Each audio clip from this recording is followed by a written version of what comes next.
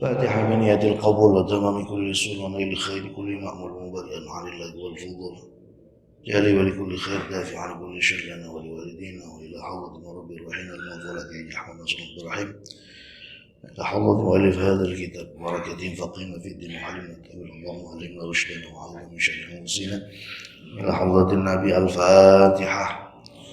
أعوذ بالله من الشيطان الرجيم بسم الله الرحمن الرحيم الحمد لله رب العالمين الرحمن الرحيم مالك يوم الدين إياك نعبد وإياك نستعين اهدنا الصراط المستقيم صراط الذين أنعمت عليهم غير المغضوب عليهم ولا الضالين آمين. بسم الله الرحمن الرحيم سبحانك اللهم ربنا لا علم لنا إلا ما علمتنا إنك أنت العليم الحكيم وتب علينا إنك أنت التواب الرحيم وتقبل منا إنك أنت السميع العليم وعلمنا من لدنك علما نافعا يا ذا الجلال والإكرام.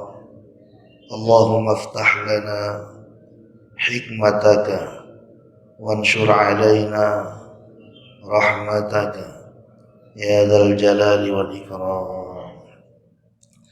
السلام عليكم ورحمة الله وبركاته. الحمد لله رب العالمين والصلاة والسلام على سيدنا محمد وعلى آله وصحبه أجمعين أما بعد فإن أصدق الحديث كتاب الله تعالى وخير الهدي هدي محمد صلى الله عليه وسلم وشر الأمور محدثاتها وكل محدثة بدعة وكل بدعة ضلالة وكل ضلالة في النار. وبسند المتصل إلى الإمام رحمه الله تعالى وأدام النفع به وببركات علومه وأمدنا بأسراره وأعد علينا من بركاته في الدارين آمين. قال عن أنس رضي الله عنه قال رسول الله صلى الله عليه وسلم لا يتمنين أحدكم الموت لضر أصابه فإن كان لابد فاعلا فليقل اللهم أحيني ما كانت الحياة خيرا لي وتوفني إذا كانت الوفاة خيرا لي متفق عليه. Para asatid jamaah sekalian, calon-calon penghuni surganya Allah yang saya banggakan dan saya cintai. Pada pagi hari ini kajian kita adalah kitab Riyadhus Shalihin, masih pada bab as-sabr. As-sabr. Sebagaimana kita tahu bahwa sabar itu adalah jar'ul murarati min ghairi ta'bisin. Sabar itu adalah seseorang mampu menelan barang pahit tanpa mengeluh. Sabar adalah seseorang mampu menelan barang yang pahit tanpa harus mengerutkan wajah. Mengerutkan wajah itu berarti mengeluh. Dikasih sakit, tidak mengeluh. Dikasih tidak punya uang, tidak mengeluh. Pokoknya sesuatu yang gak enak menimpa dirinya, dia nikmatin. Itu namanya orang sabar. Minggu yang lalu di Ittihad kita sudah sama bahas tanda atau ciri orang yang dikehendaki oleh Allah sebagai orang yang baik, yusab lahu, maka akan diberikan ujian yang bertubi-tubi. Orang rajin ibadah, tapi ujiannya nggak berhenti-berhenti. Berarti orang tersebut menjadi spesial di hadapan Allah. Berbeda dengan orang pada umumnya.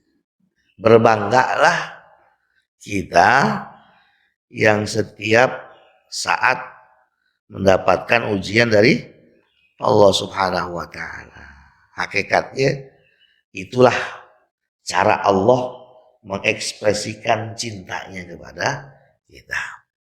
Nah, pagi hari ini kita bahas hadis yang ke-40 dari bab sabar. Ya. Ini dari sahabat Anas bin Malik. Dia berkata, di mana Rasulullah Shallallahu Alaihi Wasallam bersabda, la yatamanna ahadukumul maut. La yatamanna. Jangan sekali-kali kalian berharap. Jangan sekali-kali berharap. Pakai nun taukid itu. Sungguh jangan berharap siapa ahadukum, salah seorang di antara kalian, berharap apa? Al-mauta, akan kematian. Di dalam hadis ini Rasulullah Shallallahu Alaihi Wasallam menggunakan redaksi tamani. Ya. Tamani kalau di dalam ilmu balaghah, masih ingat ya? Mengharapkan sesuatu yang sulit untuk terwujud, itu tamani. Contohnya kalau di dalam ilmu balaghah itu, ala laita syababa ya'udu yauman. Bagi orang yang sudah usianya 63 tahun, 70, berharap bisa muda kembali, itu tamani namanya. Mustahil itu. Atau orang yang sudah di dalam kubur, dia berharap untuk hidup lagi, itu tamani namanya. Rabbi akhrijna na'mal salihan ghayra kunna na'mal. Ya Allah, bangkitkan saya dari kubur. Saya akan memperbaiki kualitas kehidupan saya. Kata Allah, tamani antum. Nggak mungkin orang yang udah di dalam kubur kemudian dihidupkan kembali, itu namanya tamani. Beda dengan taroji. Kalau taroji itu harapan yang kemungkinan besar bisa dicapai. Tentu dengan usaha yang keras. Ya. Anak muda pengen menjadi orang yang alim. Dia berharap, saya pengen jadi orang alim. Kemudian dia barengi dengan belajar yang tekun. Bisa nanti Allah hantarkan dia menjadi orang alim. Anak muda pengen hafal Quran. Keinginan untuk menghafal Quran ini namanya taraji. Ya, dia barengi dengan banyak murojaah Al-Quran, menghafal Al-Quran. Taraji namanya. Kita bapak-bapak nih pengen punya usaha yang maju, sukses. Kita barengi dengan usaha yang keras. Taroji. Tapi kalau sekedar kita di rumah saja berharap pengen jadi pengusaha sukses, tapi nggak ada dibarengi oleh usaha yang keras, itu namanya ngelamun. Ngelamun itu yang dilarang oleh Allah Subhanahu wa taala. Tulul amal, yang akan membadirkan umur kita. Nah, di dalam redaksi hadis ini Rasulullah Shallallahu Alaihi Wasallam melarang kita untuk berharap mati, berharap mati. Larangan di sini sifatnya apa? Kan gitu ya. Kalau kita menelaah ilmu usul fikih, tidak semua larangan bersifat haram. Tidak semua larangan bersifat haram. Ada larangan yang bersifat makruh.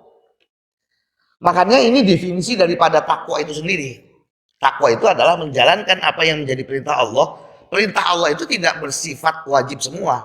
Ada yang al-wajibat, ada yang al-mandubat. Ada perintah Allah yang bersifat wajib, ada perintah Allah yang bersifat sunnah. Sama halnya dengan larangan Allah. Kalau di sini Rasulullah melarang, jangan kalian berharap untuk mati. Nah, jangan ini larangannya bersifat haram atau makruh. Kalau kita tidak kembali kepada syarah daripada hadis, bingung kita. Karena yang disebut dengan larangan itu yang bersifat al-muharramat dan yang bersifat al-makruhat. Ada larangan yang bersifat al-muharramat, yang diharamkan tentunya. Yang kedua ada larangan yang bersifat al-makruhat. Dijelaskan di sini. La yatamanna ahadukum adalah berhukum makruh. Makruhnya makruh tanzih. Makruh tanzih itu makruh yang sudah mendekati pada level haram. Jangan sekali-kali berharap pengen mati. Lanjutannya gimana? Lidurrin asabah. Karena kesulitan yang menimpa dia. Masalah silih berganti. Yang satu belum selesai, muncul masalah yang lain. Yang kedua belum diselesaikan, yang pertama belum diselesaikan, muncul masalah yang ketiga. Akhirnya secara spontan dia ngomong, mau mati aja dah, enak kali mati, selesai dari masalah. Contoh, orang yang terjerat pinjol. Nah ini lagi musim ini, Warna diteleponin, yang ditelepon nggak cuma kita, istri kita ditelepon, anak kita ditelepon, semua kontak-kontak yang ada di handphone kita diteleponin. Akhirnya kita udah bingung ini, gimana ini? Lidurrin asabah. Jadi berasa kita udah terpuruk sekali. Akhirnya kita berangan-angan. Ya Allah matiin saya, ya Allah matiin saya. Nah ini hukumnya apa? Makruh tanzih. Makruh yang mendekatkan pada level haram. Lidurrin asabah. Ya. Karena penderitaan yang menimpa dia. Penderitaannya dalam hal apa? Fi nafsihi. Dalam jiwanya dia. Sakit tak kunjung sembuh. Udah berobat kemana-mana. Dari yang namanya rumah sakit di Indonesia sampai ke luar negeri dia udah berobat. Dari yang medis sampai non medis belum juga kunjung sembuh. Fi nafsihi. Ya. Derita yang menimpa dirinya dalam bentuk sakit. Akhirnya apa? Spontan dia bilang, ya Allah kalau kayak begini terus mendingan saya mati aja ya Allah. Nggak boleh tuh. Nggak boleh. Ya. Pernah kan saya ceritakan ada sahabat yang nyaman dengan sakitnya di sini atau di Al-Ittihad. Sahabat yang nyaman dengan sakitnya, bahkan didoakan untuk sehat aja nggak mau dia. Didoakan sehat sama sahabat-sahabat yang lain yang nggak mau. Kenapa? Karena setiap hari 2 kali dijenguk sama malaikat. Jadi zamannya Rasulullah malaikat menjelma jadi manusia itu sering. Tiba-tiba datang ya, sahabat-sahabat yang lain nggak ada yang tahu. Mereka saling sikut-sikutan. Yang datang siapa? Nggak tahu deh. Antum kenal nggak? Enggak. Ntar begitu pengajian selesai Rasulullah tanya, antum tahu nggak tadi siapa yang datang? Enggak ya Rasul. Itu Jibril. Atakum yu'allimukum dinakum. Dia datang mau ngajarin ente. Baru sadar sahabat-sahabat yang lain. Ya Allah, Jibril. Jadi sahabat ini didoain sehat nggak mau Pak. Ditanya sama teman-temannya, kenapa ya antum kami doakan sehat nggak mau? Yang ada juga orang sakit, pengennya sehat. Saya udah nikmat dengan sakit ini. Setiap hari malaikat 2 kali ngunjungin saya, menjenguk saya. Akhirnya karena emang ini sahabat istiqomah banget ngajinya sama Nabi. Ini sahabat setiap sholat jamaah nggak pernah ketinggalan. Nabi juga menjenguk, nggak tega. Ngelihat kondisi tuh sahabat awal mulanya penyakitnya wasir. Sampai akhirnya nggak bisa duduk. Laksana mayit hidup di atas kasur aja udah nggak bisa ngapa-ngapain. Spontan Rasulullah mendoakan Allahumma syfih syifaan ajilan la yughadiru saqama. Ya Allah angkat penyakitnya. Angkat ya Allah penyakitnya. Kita tahu Rasulullah kalau doa menggetarkan arasnya Allah. Seluruh malaikat mengaminkan seketika itu orang sembuh. Seminggu kemudian sahabat yang tadinya sakit akhirnya sehat, sowan ke baginda Rasulullah, datang ke Nabi dengan wajah yang sepertinya sedih gitu. Assalamualaikum ya Rasulullah. Waalaikumsalam. Masya Allah antum udah sehat. Ya Rasul, tolongin saya. Kenapa? Tolong doain saya biar saya sakit lagi. Coba itu. Tolong doain saya biar saya sakit lagi. Kenapa? Ya Rasul, seminggu saya sehat.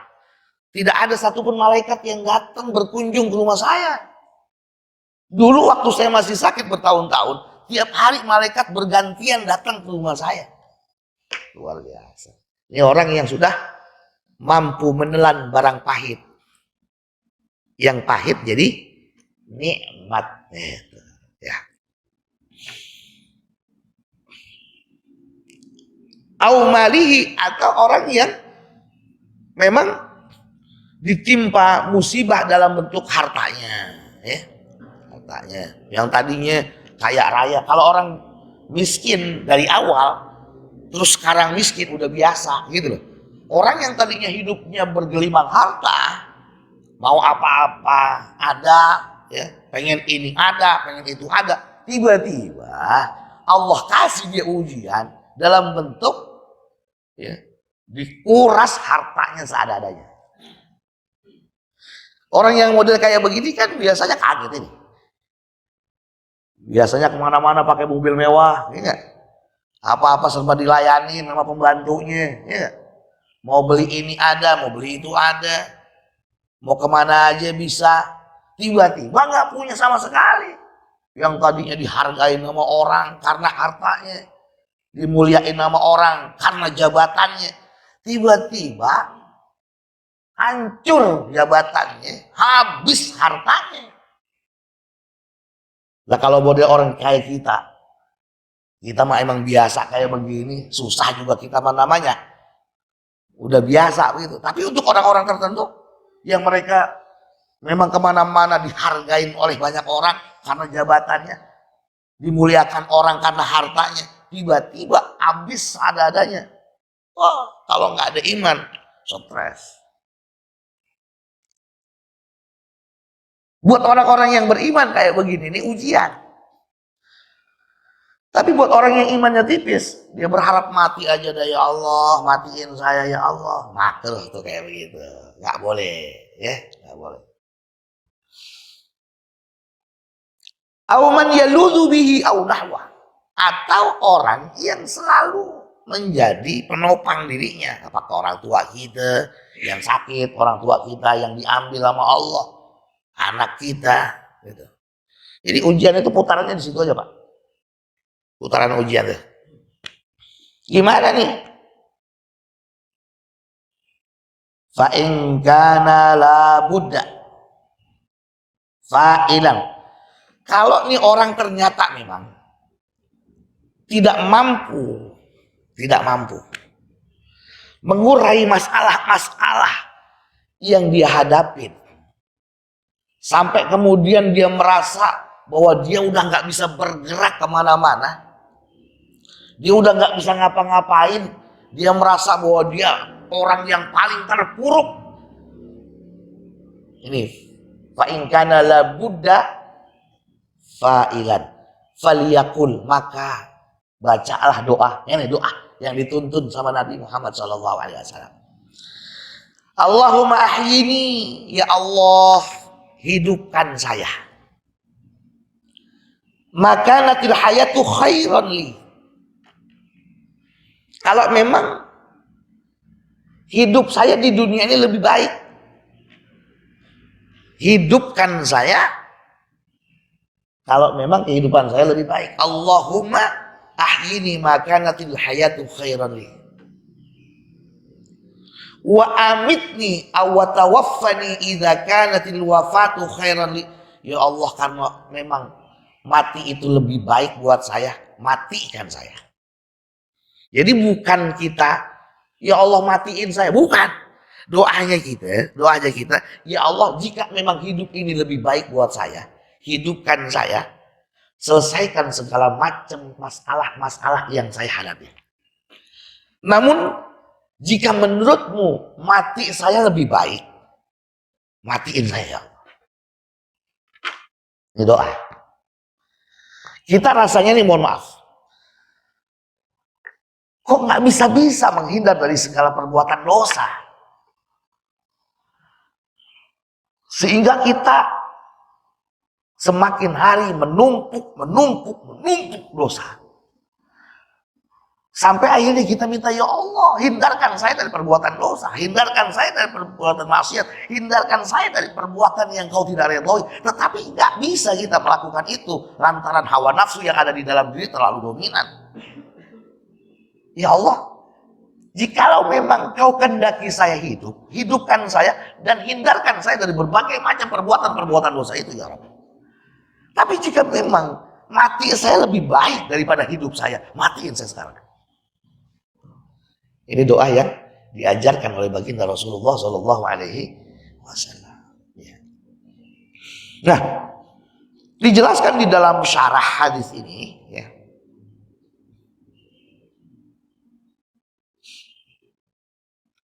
yang nggak boleh itu yang seperti apa? Lamma yadullu alaihi minal jaza fil bala'i wa adamir ridha bil qada'i.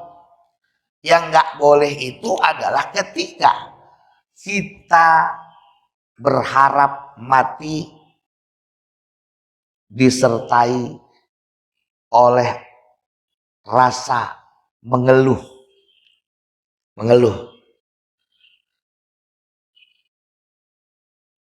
dengan persoalan-persoalan hidup.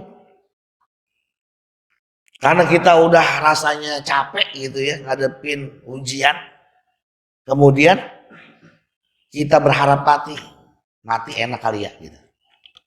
Itu nggak boleh tuh. Kenapa? Ada ridha, nggak ada ridha bil qada'i, terhadap ketentuan Allah. Dari kalimat ini kan bisa kita pahami bersama bapak-bapak, ibu-ibu sekalian, bahwa sesungguhnya apa yang telah terjadi, apa yang saat ini terjadi dan akan terjadi, itu udah termaktub di dalam tinta emas ya, di Lauhil Mahfuz. Yang telah terjadi, yang saat ini terjadi dan yang akan terjadi kemudian, itu udah tercatat. Buat kita orang-orang yang beriman, ngadepin apapun mestinya harus santai saja. Karena kita hanya menjalankan sesuai dengan skenario yang sudah dibuat. Makanya dimodalin dengan iman dan takwa, biar kita kuat ngadepin semuanya.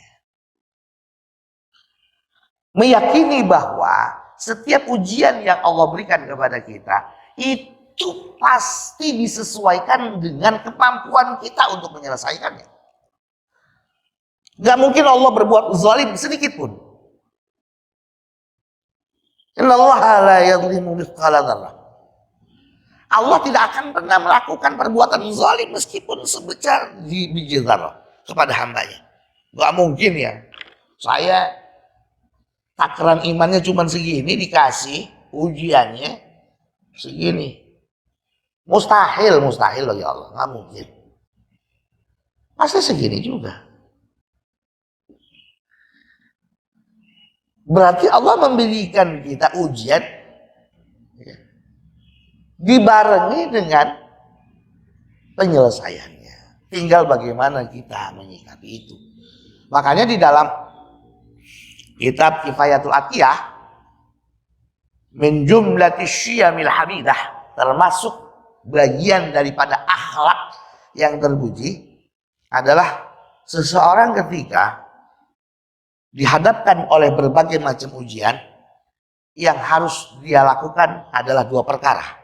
Yang pertama adalah as-sabr, yang kedua al-hilm. Sabar, yang kedua al-hilm. Al-hilm itu apa? Al-hilm itu memutuskan satu perkara dengan tidak buru-buru, itu hilm namanya. Kita coba urai masalahnya ada di mana, Saya banyak ambil pelajaran dari situ.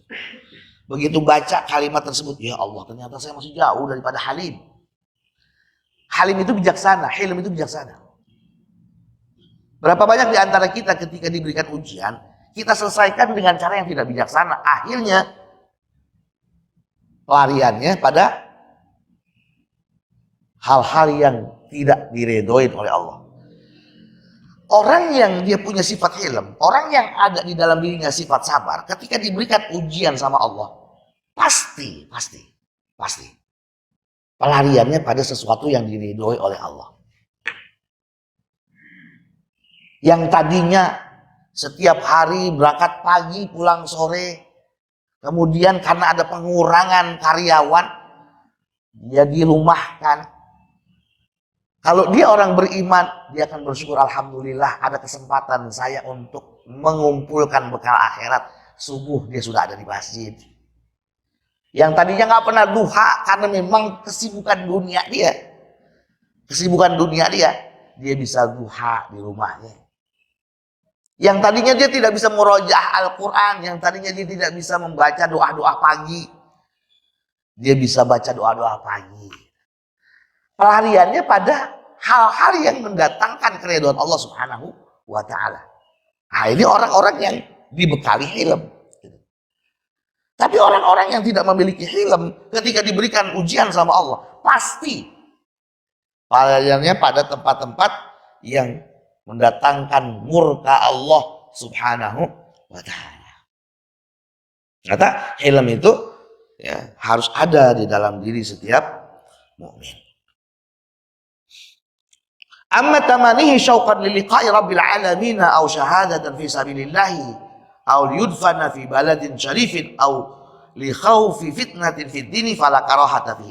Lalu bagaimana ketika seseorang berharap meninggal itu karena syauqan liliqa'i rabbil alamin, karena rindu pengen ketemu sama Allah. Orang pengen, karena cara satu-satunya untuk kita bisa ketemu sama Allah itu mati. Mati.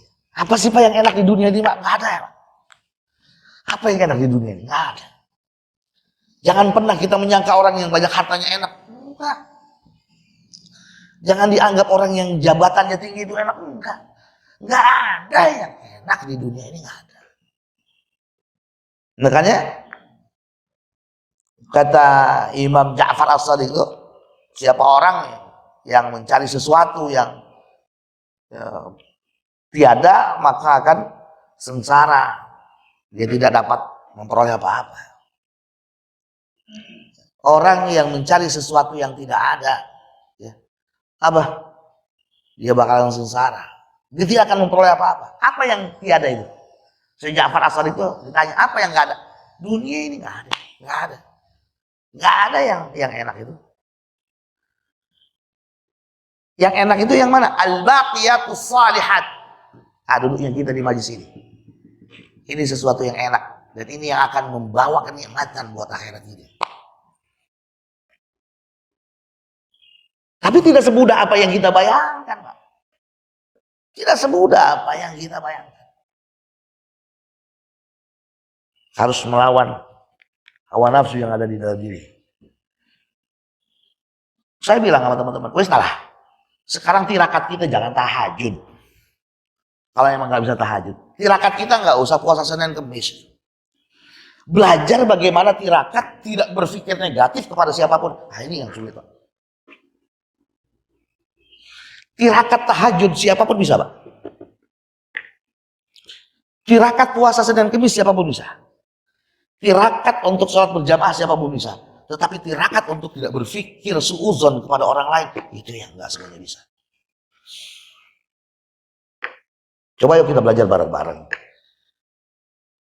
Kita mulai menata kehidupan kita. Mana yang kira-kira lebih membawa manfaat buat akhirat kita, mana yang kira-kira nggak bawa manfaat, justru akhirnya nanti akan menjerumuskan kita. Saya baru tadi bicara sama teman-teman sebelum saya berangkat ke sini.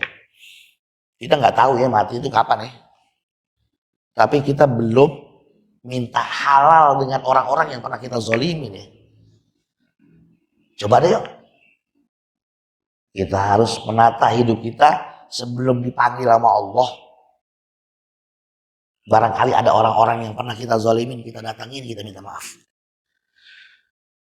Dengan satu keyakinan bahwasanya Pak, yang namanya mati ini kayak gini nih. Siapa sih yang gak rindu sama Allah? Semua kita rindu sama Allah.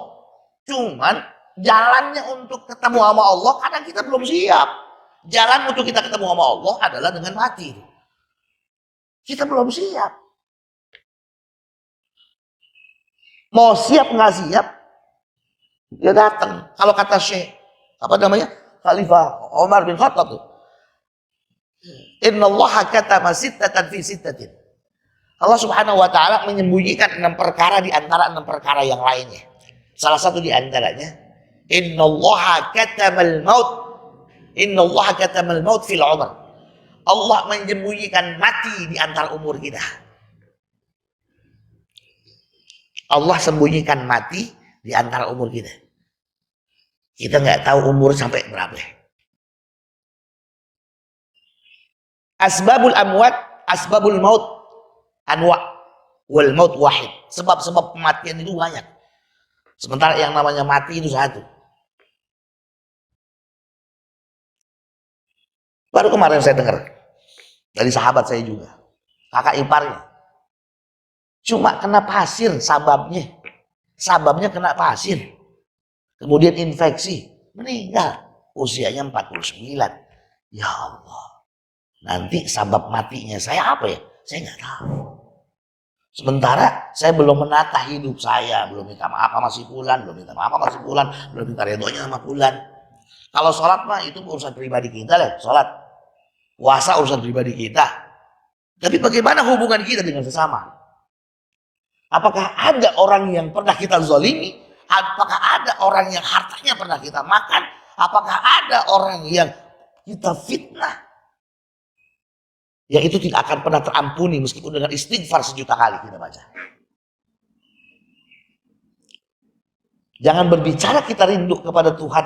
Jangan berbicara kita pengen mati berjumpa dengan Allah. Sementara hubungan kita dengan sesama belum baik. Lalu bagaimana dengan para kekasih-kekasih Allah? Nah ini ya, kekasih-kekasih Allah yang mereka soleh. Soleh itu apa sih? Mereka yang mampu membangun hubungan baik dengan Allah, mampu membangun hubungan baik dengan sesama, itu soleh namanya. Dia pengen mati karena rindu sama Allah. Apakah ini dilarang gitu ya? Atau dia ingin mati syahid fisabilillah. Mau mati syahid Pak? Mau mati syahid Pak? Mau mati syahid Pak? Hah? Mau gak? Kok maunya ragu-ragu ini? Mau syahid nggak? Hah? Mau? Mau? Syahid? Duduk aja di majelis ilmu. Perang kita saat ini di Indonesia bukan mengangkat senjata. Perang kita saat ini bukan merakit bom.